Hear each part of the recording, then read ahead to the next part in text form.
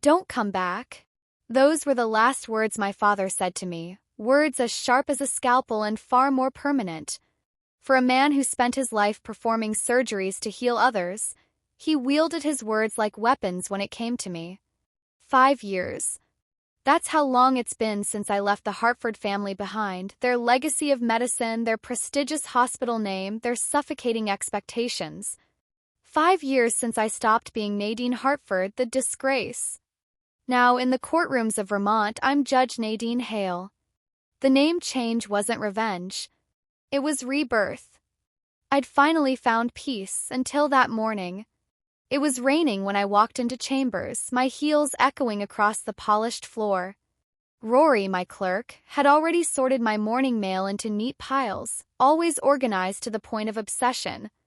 I almost missed it, the cream-colored envelope tucked innocently between legal newsletters and courthouse updates. But the seal caught my eye. Gold. Embossed. Crest I knew too well. The Hartford family crest. My stomach turned. I didn't touch it right away. Instead, I stared at it like it might explode. Rory poked his head in, oblivious. "Judge, your 10 o'clock is ready when you are." "Oh, and I think someone's getting married, some fancy invite came in." I forced a smile. "Thanks. I'll take a look." As the door clicked shut, I slid the envelope out and turned it over. Belmont, Massachusetts. My hometown. My prison once. I opened it with careful fingers, expecting an RSVP from hell. And there it was in looping silver script. "Dr. Everett G. Hartford and Ms. Elise Whitmore request the honor of your presence at their wedding celebration." I froze. Not because of the wedding, I expected Everett to marry some socialite sooner or later, but because of the handwritten note tucked inside. It was from my mother. "Nadine, please come. I miss you. Your father and Everett don't know I sent this." "Mom." Just like that, the courtroom dissolved. I was back at the long dining table of our family estate, surrounded by doctors in tailored suits, sipping wine and trading patient horror stories like war medals. I was the anomaly, the dropout, the dreamer, the one who dared to leave. I clenched the note, my throat tight. She missed me? After 5 years of silence? After letting them exile me without a word of protest? I poured myself a glass of water from the carafe on my desk. But what I really wanted was whiskey. I pulled out my phone and messaged Maya, the one person who hadn't abandoned me through the storm. "Me, got the invite. Don't know what to do." Maya, "Girl, you walk in there in your robe and make them eat every word. You're a damn judge now." She made it sound easy. But Maya hadn't been there that Thanksgiving. I still remembered the moment. Everett, glass raised high, looking around the table as he announced, "At least I'm continuing the Hartford legacy. Not playing pretend in some courtroom." And no one stopped him. Not even Mom. I closed my eyes, letting the weight of the past press against my ribs. Was I really ready to face them again? Later that night, after my final hearing, a brutal custody case that left my heart cracked, I sat on my worn leather couch, staring at the invitation again. Eventually, I opened my laptop and typed, "Elise Whitmore, attorney." Enter. Her photo came up first, elegant, with soft curls and bright, intelligent eyes. She worked at a non-profit law center in Boston. Interesting. I'd expected Everett to marry a debutante. Someone who wore pearls to breakfast. Then I saw her case history. One of her recent cases, she'd appeared in my courtroom 8 months ago, arguing for a local community center facing eviction. I'd ruled in her favor. She was poised, brilliant even, and had no idea who I was back then. She addressed me only as "Your Honor," with none of the recognition that came with the Hartford name. She didn't know. But she would soon. The next morning, I visited the cemetery on Maplewood Hill. My grandfather, the only Hartford who ever understood me, was buried there beneath a modest headstone. No marble columns. No golden inlays. Just a name and a date. Thomas Hale. He'd never been a doctor. He'd been a teacher, a thinker, a rebel in his own quiet way. I knelt beside him and placed fresh daisies by the stone. "I got the letter," I whispered. "Part of me wants to go just to see Everett's face when he realizes what I've become. But another part." The wind stirred the trees above me, a rustling like a sigh. The last time I saw Grandpa, he'd handed me a sealed envelope from his hospital bed. "Open this when you're ready to face them again," he'd said. I never had. Until now.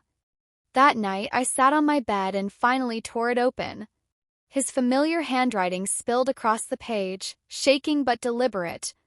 "Nadine, the world doesn't need another Hartford doctor. It needs someone brave enough to heal the things scalpel can't reach. You have that courage. When the time comes to walk back into their world, remember this: real strength isn't loud. Standing tall when they expect you to fall." Grandpa. Tears blurred the page, but I didn't look away. I pulled out my phone and typed one line to my mother's email. "I'll be there. Nadine." I hadn't been back to Belmont in 5 years, and yet the moment I passed the sign reading "Welcome to Belmont, a community rooted in excellence," the air tightened around me like a collar. The same prim houses lined the same pristine streets, their trimmed hedges and iron gates standing like smug little sentinels of perfection. I wasn't here for nostalgia. I was here to face the people who wrote me out of their narrative. The day after I sent my RSVP, I drove out to the place that had become my sanctuary, my grandfather's old home in Vermont. My home now. It was a quaint, ivy-wrapped 2-story with wooden floors that creaked with character and a view of rolling hills just beyond the back porch. But there was one room I rarely entered: his study. That morning, I stepped inside for the first time in months. The smell hit me instantly: pipe tobacco and aged paper. His presence lingered here in the spines of worn books and the dust motes floating in light shafts through the curtains. On his old oak desk sat a photo of us from my law school graduation. He had insisted on attending, despite being weak from chemo. In the picture, I'm in my robe and he's beaming beside me, cane in hand, pride shining in his tired eyes. He was the only one there that day. I reached into the bottom drawer and pulled out a photo album I'd never dared to look through before. The first image made my chest ache. Me and Everett, ages 7 and 10, holding fishing poles beside the Belmont Creek. His smile was wide and boyish, mine toothless and free. Before ambition corrupted everything. Before hospital rounds became his training ground and I became the shadow. As I flipped through the pages, the emotional distance between us became physical. We stood farther apart in each picture. I could almost hear our father behind the camera. "Everett, stand up straight." Nadine's smile less goofy. By the time we reached my high school graduation photo, our connection had dissolved entirely. My father's hand gripped Everett's shoulder like a claim. I stood off to the side next to Grandpa, trying not to feel it all too much. I slammed the album shut and exhaled sharply. I'd spent too many years trying not to feel. Later that night, I opened a password-protected document on my laptop, a journal I'd started during my second year of med school. The year everything fell apart.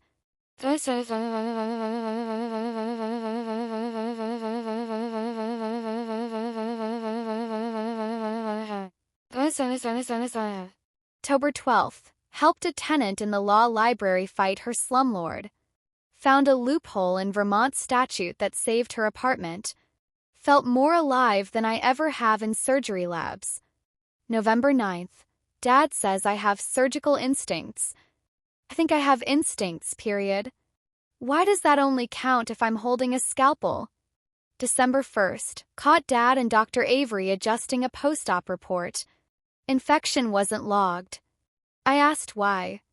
Dad said, "We protect the brand, Nadine." The brand. Not the truth. January 14th. Told them at dinner I'm leaving med school. Dad didn't speak.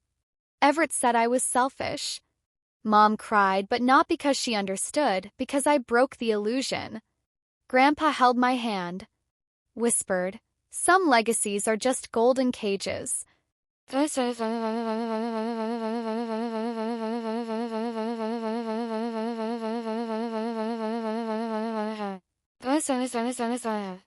I wiped my face and saved the document. That journal kept me alive when my bank account couldn't. The 3 years that followed were a blur of side jobs, legal briefs, and ramen dinners. I'd worked security at nightclubs and served eggs to truckers at greasy diners. All while Everett strutted through surgical residencies with Dad beaming beside him at every gala. At family gatherings, when I dared to show up, no one asked about me. They spoke of Everett's new awards, his published papers, his invitations to keynote conferences. I'd become a presence they avoided mentioning, as if the silence would make me disappear. But now they'd see me, not as Nadine the dropout, not as a mistake, as Judge Nadine Hale, pointed to the district court at 32, respected, relentless, and still standing. The next day, Maya dragged me into a boutique in Burlington. "You are not," she said firmly, showing up in some drab courthouse suit. "This is not a deposition, it's war. And your armor is gonna sparkle." "I'm not there to impress them," I argued. "No," she agreed, "but you are there to remind them. Subtly, elegantly, powerfully." I rolled my eyes but allowed her to shove me into the dressing room with a forest green gown and gold accessories. The dress hugged my waist, flowed with grace, and somehow said everything I wanted without me needing to speak. "You're going to look like success," Maya declared, clapping. "Effortless, controlled, and most of all, untouchable." I stared at my reflection. Could I really do this? Could I return to that estate, walk into the belly of the beast, and not flinch? I thought of Grandpa's letter. I thought of Everett's smug face that Thanksgiving. I thought of every time I'd been introduced as Dr. Hartford's daughter, as if that was my entire identity. And I smiled. Yes, I could. I would. Closer I got to Belmont, the tighter the grip around my chest became. Strange how a town can look exactly the same and yet feel like a completely different planet. Familiar trees, familiar streets, the same bakery with its curved golden awning, and yet every block whispered memories I thought I'd buried. Belmont had a way of freezing in time. So did its people. I pulled up to the Hartford estate just as the afternoon sun dipped behind clouds. The gates were already open, as if they'd been expecting me. My modest black sedan looked almost laughable parked next to Everett's gleaming BMW and the other luxury cars lining the semicircular drive. I killed the engine, let the silence settle, then reached into my coat pocket and touched the weight of Grandpa's pocket watch. A grounding gesture. I needed it. The estate was exactly as I remembered it. Pristine hedges trimmed into sharp geometry, ivy crawling perfectly up the brick walls, and that heavy silence only old money could cultivate. I stepped out, heels crunching the gravel. And just like that, I was on stage again. As I rounded the corner of the house, voices carried from the east lawn. Laughter, clinking glasses, the soft buzz of rehearsal energy. And then I saw her, Catherine, the bride-to-be.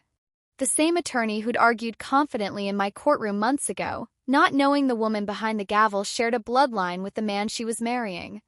She was dressed in a white summer dress, clipboard in hand, giving polite directions to a florist while checking something on her phone.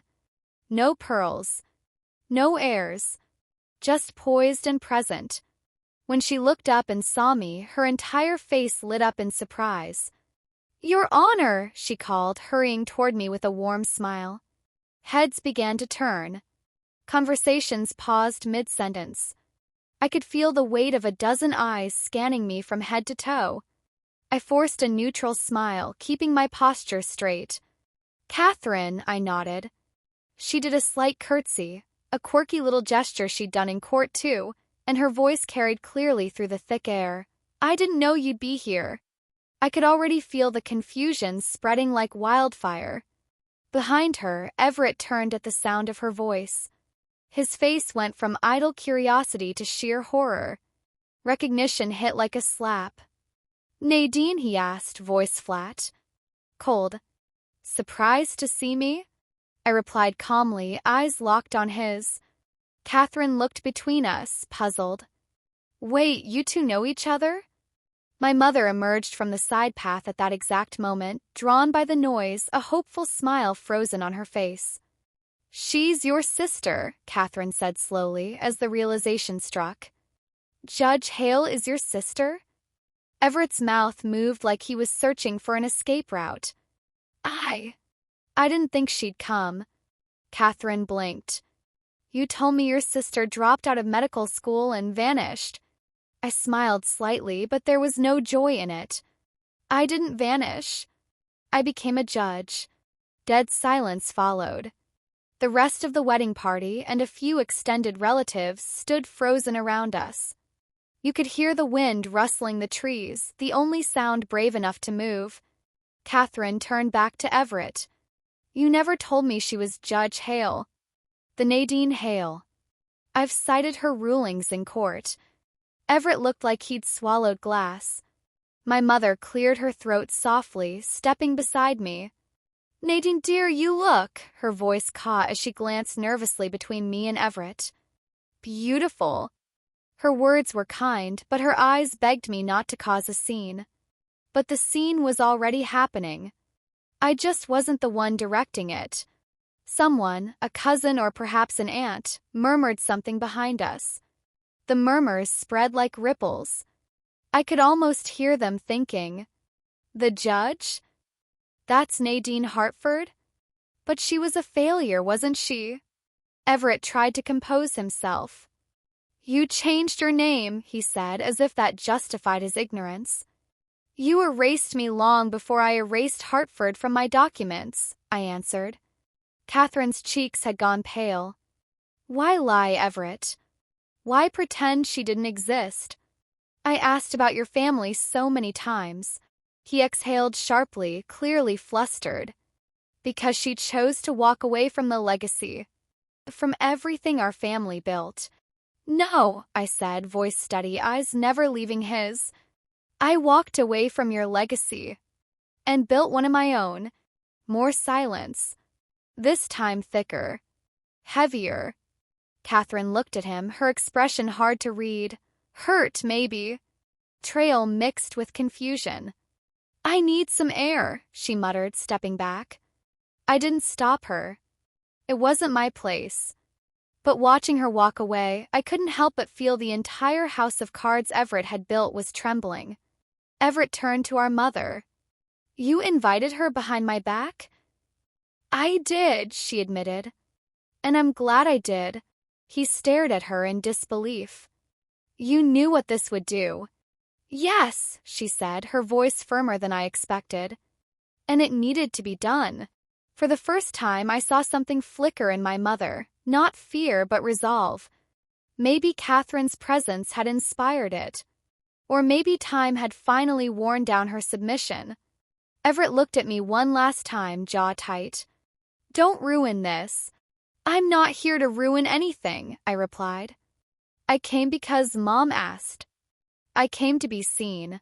He stormed away, muttering something I couldn't hear.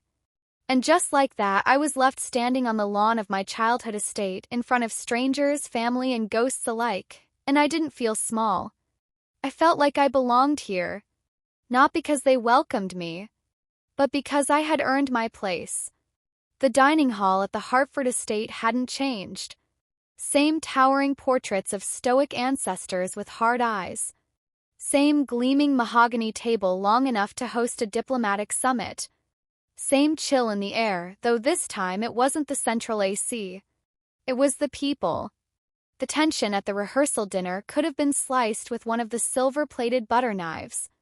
I sat between my mother and a vaguely familiar cousin who introduced herself twice, the second time with a little too much wonder, like she couldn't quite believe the black sheep had turned into a judge. Your career must be fascinating, she gushed. Do you actually send people to jail?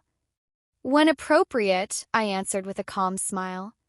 But most of my cases involve civil matters, custody hearings, property disputes, guardianships. She blinked. Oh, so less dramatic. Not at all, I said. In fact, the human stakes are often higher. Across the table, my father sat like a monument. polished, cold, untouchable. He hadn't spoken directly to me since I walked into the garden hours earlier, but he had certainly looked. And each glance was like a scalpel, detached, clinical, searching for weakness. Everett arrived late. He wore a sleek navy suit, no tie, as if shedding tradition would make him appear more relaxed. It didn't. His smile was tight, and his gaze skipped over me completely. Catherine didn't come. I'd suspected she wouldn't. The silence that followed her exit from the lawn had echoed louder than any confrontation.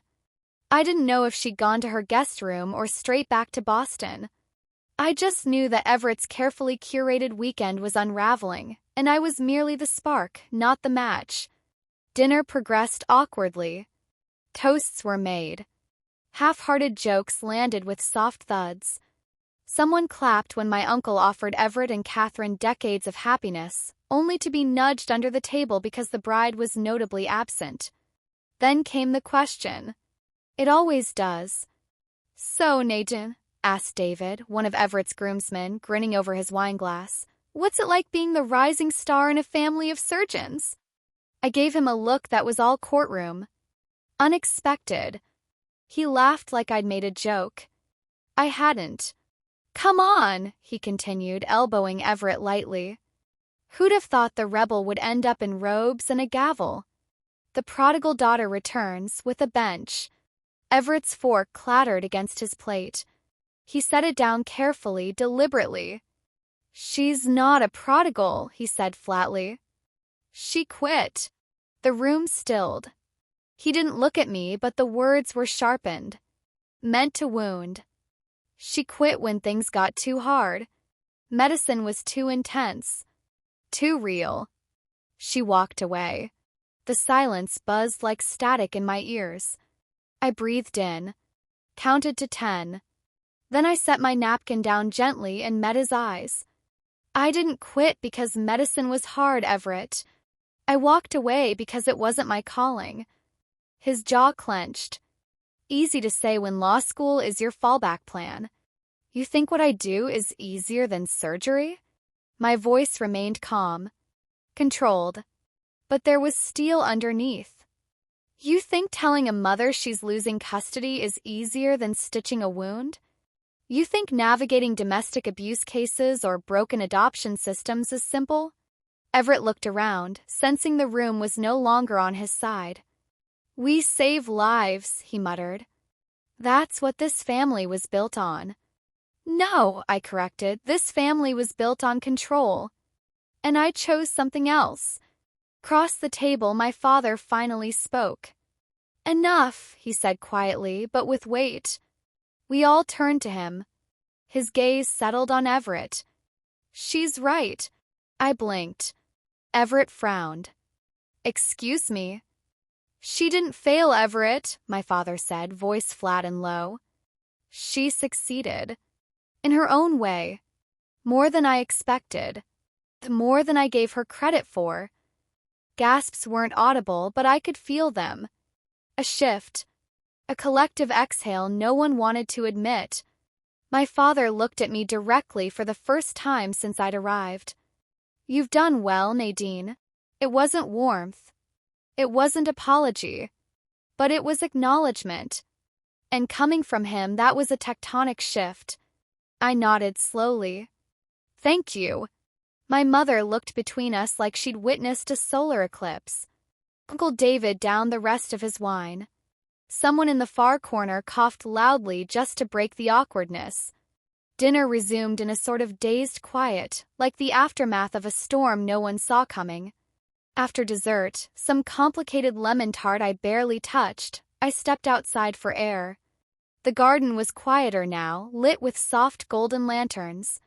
I walked the old stone path past the rose bushes Grandpa once tended. Felt like walking through time. "Nadine," the voice came from behind me. I turned. Everett stood there, hands in his pockets, hair wind-tousled, eyes dark. "I meant what I said," he began. "You left the family. You walked away."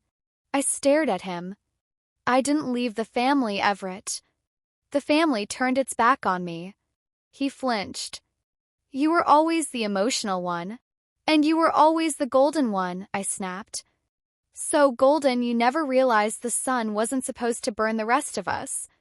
He rubbed his jaw. She might cancel. I nodded. Catherine. He hesitated. I don't know what to say to her. Start with the truth, I replied. For once. He looked at me, truly looked like he was seeing someone new. I used to be scared of you, he admitted. Good, I said, brushing past him. And I meant it. I didn't expect her to knock. It was nearly midnight and the house was quiet, eerily so. I had just changed out of my dress, washed the weight of the day off my face, and collapsed on the guest bed with Grandpa's letter beside me, the one I kept rereading like scripture. Then came the soft knock at my door. Nadine, my mother's voice called gently. I opened it without hesitation. She stood there in her robe, a velvet one I remembered from childhood, deep wine-colored with gold embroidery at the cuffs. It looked too big on her now. Or maybe she just looked smaller. I couldn't sleep, she said, holding something to her chest. May I come in? I stepped aside, wordlessly. We sat on the edge of the bed like two women learning how to exist in the same space again. After a few moments, she reached into the folder she was holding and pulled out an old photo album, thick, leather-bound, the kind that belonged in a vault, not in the arms of a woman trying to reclaim lost time. I've kept these hidden, she admitted. Your father didn't want reminders. Reminders of me, she meant. Of what they'd thrown away. She flipped to a photo of me at my middle school science fair. I was standing beside a cardboard volcano, covered in baking soda and ambition, smiling up at the camera. My grandfather's hand was on my shoulder. Everett was in the background, blurry, arms crossed. You always thought differently, she said softly. And I didn't know how to support that. I kept my eyes on the photo. You didn't say anything when they cut me off.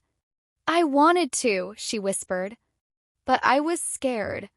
I'd spent so long keeping the peace between your father and Everett. I thought silence was safer than conflict. For who? I asked, my voice sharper than I intended. She winced. Not for you. I know that now. There was sincerity in her voice. Maybe even sorrow. I watched her turn the pages to more clippings, articles about my legal victories. A local op-ed titled Judge Hale, the equalizer on the bench. My graduation photo. A candid from a community event I barely remembered attending. You've been following me, I murmured. Every step, she said. I saved it all. I just couldn't say it out loud. I couldn't look at her right away. But when I did, her eyes were glistening. I'm proud of you, Nadine, she said, choking back tears. I've always been proud. I just didn't know how to be loud about it. I exhaled. A long, slow breath that released something tight in my chest. Why now? I asked. Her hands trembled slightly as she closed the album. Because Catherine made me see the cracks in everything we call tradition. She asked questions. She noticed your absence in our stories. She looked at the dining room portrait of your great-grandfather and said, Where are the women? I smiled despite myself. She reminded me of you, Mom added. Sharp. Kind. Relentless. That felt strange and beautiful at the same time. She reached into her pocket and pulled out a small, black velvet box. My heartbeat jumped. I want you to have this, she said, placing it in my hand. It was your grandfather's. I opened it slowly. Inside was the pocket watch, the one he always carried. Gold engraved with his initials. Teach inside the case was a tiny photo. The me and him. Graduation day. I thought this was gone, I breathed. Everett took it after the funeral. He did, she said, a flicker of fire in her voice. But he never deserved it. I held it in my palm, feeling the familiar weight. It was solid. Warm. Like a reminder that I wasn't an orphan of ambition, not really. "Thank you," I said quietly. My mother stood and kissed the top of my head. "Whatever happens tomorrow, you have at least one person in this family standing behind you." She left quietly, and I sat alone for a long while. The house creaked with its ghosts. But for the first time in years, they didn't scare me. They watched. And I stared right back. The next morning, I woke early and pulled on jeans, a black blazer, and a pair of flats.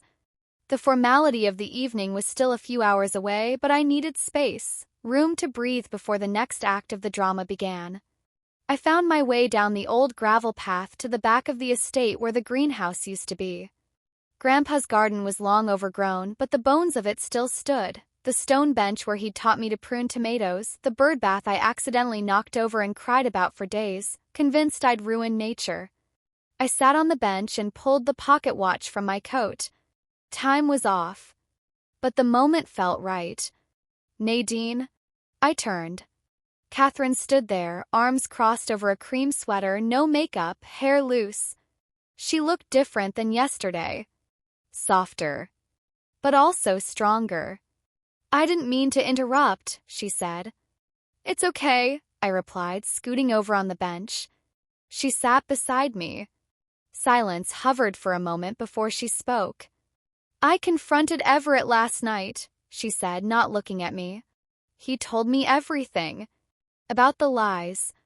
About how he painted you as a disappointment." I waited. "I asked him why," she continued. "And he said something I didn't expect. He said, because if you knew how incredible she was, you'd wonder why I wasn't more like her." That silenced me. Catherine looked at me now, really looked. "He's not ready to be a husband." "Not to me." "Not yet." I nodded slowly. "That's brave of you." She offered a tired smile. "You inspired it." We sat there for a few more minutes, two women shaped by men who underestimated us, and made stronger because of it. When she stood, she said, "I don't know what happens next for me, but I know I don't want to build a life on a foundation of omission." I understood that all too well. "I'll see you at dinner?" I asked. She hesitated. "Maybe." Then she walked back up the path, into a future she was still deciding on. And I remained on the bench, sunlight warming my shoulders, my grandfather's watch ticking softly in my palm, not keeping perfect time but holding steady. Just like me. It happened fast. One moment, I was sipping black coffee in the library, scanning through the morning paper just to avoid the awkwardness of family breakfast. The next, someone came sprinting in through the hallway like a messenger from a war zone. "It's Dr. Hartford," the staffer panted. "The elder one." He collapsed on the stairs. My mug dropped and shattered across the rug. By the time I got to the sitting room, the chaos was in full swing. My father was hunched in an armchair, his face pale, chest heaving in shallow gasps. My mother hovered nearby, her hands trembling as she tried to check his pulse and simultaneously argue with him about calling an ambulance. "I'm fine," he rasped. Just give me a minute." "You're not fine," she snapped, for once not backing down. "And I'm not watching you die on this rug just because of your pride." Everett burst in from the hall, tie askew, medical bag in hand. "What happened?" he demanded, eyes scanning the scene like a trauma team leader. "Chest pain," said a younger colleague who must have arrived ahead of him. "Irregular pulse. Stable now, but I wouldn't wait." Everett knelt beside our father and began his assessment with a steadiness that surprised me. His voice lowered, hands moved with mechanical precision. He asked questions I barely understood the medical weight of anymore. I stood back. This was their world. The world I'd rejected. But then my father's eyes flicked up, over Everett's shoulder, and landed on me. "Nadine," he croaked. "Come here." Everett paused mid-check, blinking at him in confusion. "You sure?" he asked. "She's—" "Be quiet, Everett," Dad interrupted sharply. "I need to speak to your sister." Everyone in the room froze, including me. I stepped forward slowly, unsure if I was walking into a medical emergency or an emotional trap. His hand reached out, veined and bony, and I took it instinctively. "I may not have another chance to say this," he said, eyes watery, breath ragged. "Don't be dramatic, Dad," Everett muttered behind him. "Let me speak," my father growled. "Well, I still can." I swallowed hard. He stared at me with a look I'd never seen on his face before. Not anger, not pride, not disappointment. Something stripped. Human. "I was wrong," he said. "About you. About how I treated you. About everything." The room spun a little. "I forced a path on you," he continued. "Medicine was never a legacy. It was a leash. And when you broke free, I hated you for it." His grip tightened slightly. "Your grandfather told me I'd regret it. Told me the day after that damn Thanksgiving dinner. He said, 'One day, Robert, you'll ask for her forgiveness. I just hope you do it before it's too late.'" The air around me thickened. "I hope this isn't too late," he whispered. Before I could answer, the paramedics arrived. They loaded him onto a stretcher as he insisted he was fine, barked at them about protocols, and told my mother not to forget his reading glasses. Everett and I stood in the foyer as the ambulance doors closed with a final thud. "He'll be okay," he said, but his voice cracked slightly. I glanced at him. "You sure?" He nodded slowly. "It's angina. We've seen it before. But he's older. This could be the beginning of something more serious." Something about Everett looked different. Deflated. Not in weakness, but in weight.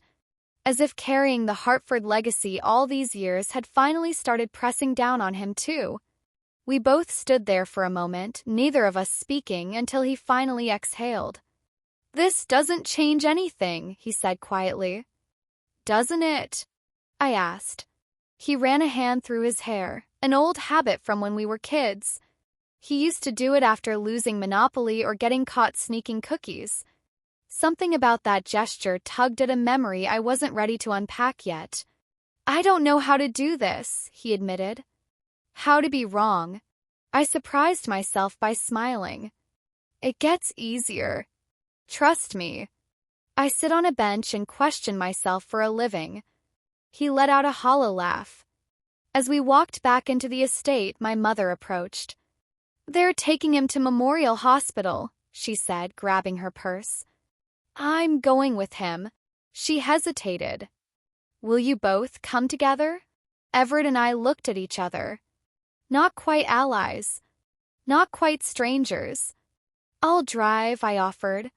The hospital waiting room was sterile, humming with faint echoes of monitors and clacking keyboards. We sat in silence for a while. I filled out my father's insurance paperwork like it was a court filing, precise, detached. Everett paced like a caged animal. Every now and then our knees would brush. Neither of us moved away. A doctor eventually appeared to let us know our father was stable. Some medication adjustments, rest, and monitoring, but he was out of danger. My mother broke into quiet tears. Everett sat back and whispered, "I thought I was ready for that phone call, you know? The one that says he's gone. But I'm not." "None of us are," I said. That night, back at the estate, I couldn't sleep. I walked the halls in bare feet, letting my fingers brush the old wallpaper, the picture frames, the details of a life I'd been erased from, and had erased myself from in return. When I passed the dining room, I paused. Inside was the long, polished table. Empty. The same table where Everett once raised his glass and toasted to the real legacy of the Hartford family. The table where I was told, without words, that I was not enough. And now here I was, still standing, still healing, but not alone anymore. The morning after the hospital, I found myself sitting at the old grand piano in the Hartford study. My fingers hovered above the keys but didn't press them. It wasn't that I couldn't play. I just wasn't sure which note to start with. Everett knocked lightly on the doorframe behind me. "You used to play after school," he said. "I remember." I looked over my shoulder. You remember? Yeah. He stepped in, careful, like he wasn't sure if the room or I would reject him. You played Debussy. Poorly. I smirked. I was 12. He leaned against the wall. You were better than I gave you credit for. At everything, really. I turned fully to face him. Why didn't you tell her? Catherine, he asked, though he already knew. Because I thought if she knew how successful you were, how respected, she'd start to question me. I nodded. And now? He sighed. Now I know she should have questioned me. Silence sat between us like a third sibling, one that carried all the weight of what we'd never said. She's calling off the wedding, he said quietly. I wasn't surprised. Did she say why? She said she needs to figure out who she almost married, he admitted. And who she is without me. That sounds like something worth figuring out. He looked at me, and for once he didn't seem defensive. Just tired. And honest. You ever wonder how we got so twisted? He asked. How the same house built two people who took such different paths? No, I said. I always knew we were different. You were born to meet expectations. I was born to destroy them. He let out a soft laugh. That's accurate. You were also good at hiding how much they crushed you, I added. He looked down. I didn't want to disappoint him. I nodded. Neither did I. That's the funny part. We sat in silence for a long time before he finally said, I don't want us to go back to pretending we don't exist in each other's lives. I raised an eyebrow. Is that your version of asking if we can be friends? He chuckled. Maybe. Can siblings start over? I think they can try. Later that afternoon, my mother called me into her art room, a sun-soaked converted space once used to store crystal and now lined with canvases, brushes, and a slightly dusty yoga mat she'd never used. I joined the board of the Legal Aid Foundation, she said, hands on her hips, chin lifted. I blinked. You? Yes. Apparently, someone left an anonymous recommendation with glowing words about my community involvement. She gave me a sideways look. I gave her my most innocent face. Must have been one of your charity bridge club friends. She laughed for real then. A soft, melodic thing that sounded like who she might have been if she hadn't married into pressure. You know, she said, sitting beside me, when I met your father, I thought power looked like pressed suits and quiet judgment. But I was wrong. I leaned forward. What does it look like now? You, she said. Wearing robes in a courtroom. Owning your voice. Standing up even when no one claps. For a moment, the part of me that still craved her approval, the little girl with scraped knees and straight as, wanted to cry. But I didn't. I smiled. And that was enough. That evening, I sat in the old reading room, flipping through a leather-bound copy of Cicero's On Duty, annotated by my grandfather. His notes in the margins were sharp and thoughtful, just like him. There was a knock. Everett again. He held something in his hands. A small box. I think this belongs to you, he said. It was the pocket watch. I already have it, I said, lifting the one Mom had given me. This is the original, he said, handing it to me. I swapped it. Gave you a replica years ago. I wasn't ready to let it go then. But now, he shrugged. You were always his favorite, you know. Not because you rebelled, but because you stayed kind. I opened the real one. Ticked softly. Inside was the photo, Grandpa and me on graduation day, the colors faded but still clear. Thank you, I said. He nodded. You're going to do something great with it. I smiled. Already am. Later that night, Catherine returned. She didn't come in through the main gate or announce herself. I found her sitting on the back patio, staring at the stars like they owed her answers. I thought you left, I said, stepping outside. I did. And then I turned around, she said without looking at me. Had to see it through. Closure. Growth, she said. There's a difference. She turned toward me. He's lucky to have you as a sister. I laughed. He hasn't always thought so. He knows it now, she said. That's a start. We sat in silence for a while. I won't marry someone who hides pieces of themselves, she finally said. Even if those pieces are hard. Good, I said. You shouldn't. But I will forgive someone who's trying to change. I didn't press further. That was her story to write. Mine was already being rewritten, in courtrooms, in conversations, in the halls of this too-perfect house that once tried to erase me. Tomorrow I'd leave Belmont, the estate, the ghosts, but not empty-handed. I'd leave with a watch in my pocket, a mother in my corner, a brother learning how to bend, and a legacy I built not from inheritance but resilience. And the best part? I hadn't even reached the final chapter yet. 1 year later, I stood on the marble steps of the federal courthouse, the wind lifting my robe just slightly as I looked up at the arched entrance that now bore my name. Judge Nadine Hale, United States District Court.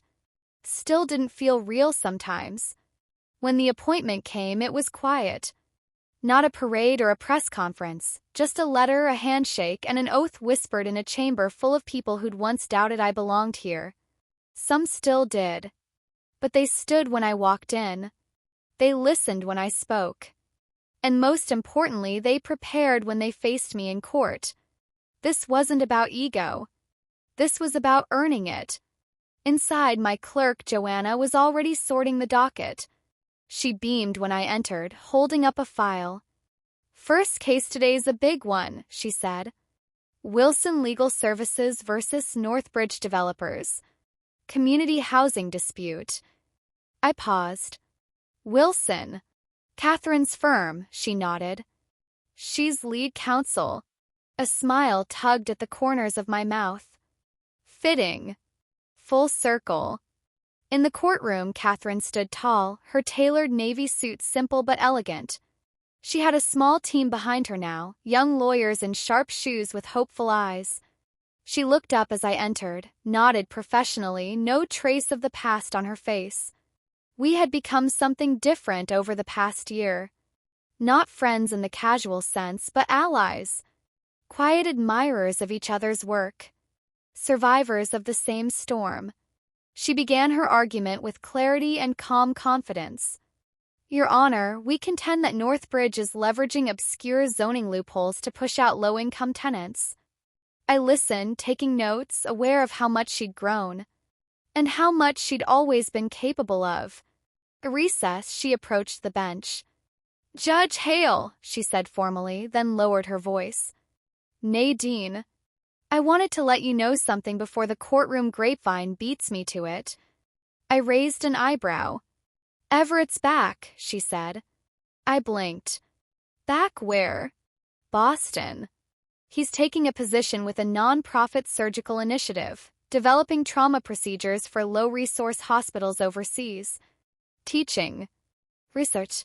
Hands-on stuff. That wasn't the Everett I knew. That was someone new. Or maybe someone he'd buried under too much pressure for too long.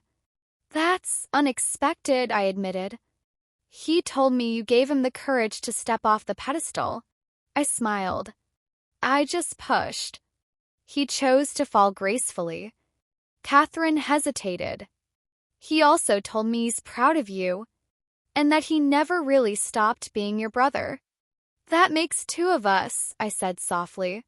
She nodded, then returned to her table. The recess ended. Case continued. And I sat on the bench, listening not just to the words but to the rhythm of justice shaping itself in real time. This is where I was always meant to be. That evening, I drove to the cemetery, the one just outside Burlington on the quiet hill that overlooked the lake. Grandpa's grave was as I'd left it. Simple. Dirty. Inscribed with one phrase beneath his name. Stand tall without pushing others down. I knelt beside it and pulled out a weathered envelope. Inside was a fresh copy of my latest judicial opinion, a housing case I knew he'd love, and the original letter he once gave me, creased and soft around the edges. I read the last lines out loud. The family legacy isn't medicine or law or any particular profession. It's integrity. It's courage. It's doing what's right, even when it's difficult. By that measure, my dear girl, you are the greatest Hartford of them all. I placed the envelope beside the headstone and whispered, I proved you right, Grandpa. Back in Belmont, things had changed in subtle but meaningful ways. My mother had turned the Hartford Library into a public reading room. Every Tuesday, she hosted free legal literacy classes in partnership with Catherine's firm. I taught a session once a month when my schedule allowed. Everett and I texted regularly now. Not long exchanges, but real ones. Honest ones. Once, he sent me a picture of him in surgical scrubs holding a child's drawing labeled Drivey and wrote, You were right. I needed to matter to someone, not everyone. He was growing up. Finally. One Friday morning, my calendar pinged. Coffee with Everett, 10:30 a.m. Our ritual. I arrived early at the little cafe near the courthouse. He was already at our usual table, reading a book I recommended months ago, The Gift of Failure. You're actually reading it, I said, sliding into the seat across from him. I'm trying, he replied, setting the book down. Not easy accepting you're not the protagonist in everyone's story. I sipped my coffee. The trick is not needing to be.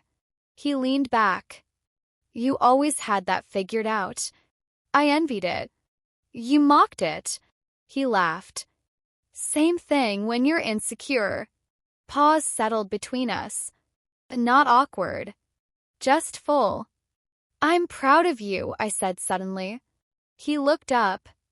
Not just for the work, I added, but for the way you're learning to live without applause. He blinked. Thanks.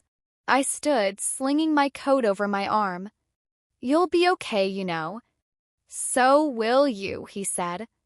Not that you needed my confirmation. I smiled, turned to go, then stopped. By the way, I said over my shoulder, I got the call. He raised an eyebrow. The call. The short list. State Supreme Court. He stared, then grinned.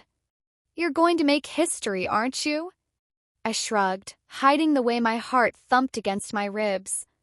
Already did. That night I returned to my home, the one Grandpa left me, the one I'd filled with courtroom books, quiet plants, and moments of solitude I never feared anymore. I pulled the old pocket watch from my jacket and placed it on the mantel, next to a new photo, me, my mother, Everett, and Catherine at a charity event. No captions. No performative poses. Just people still healing, still growing. Still standing. And finally standing together.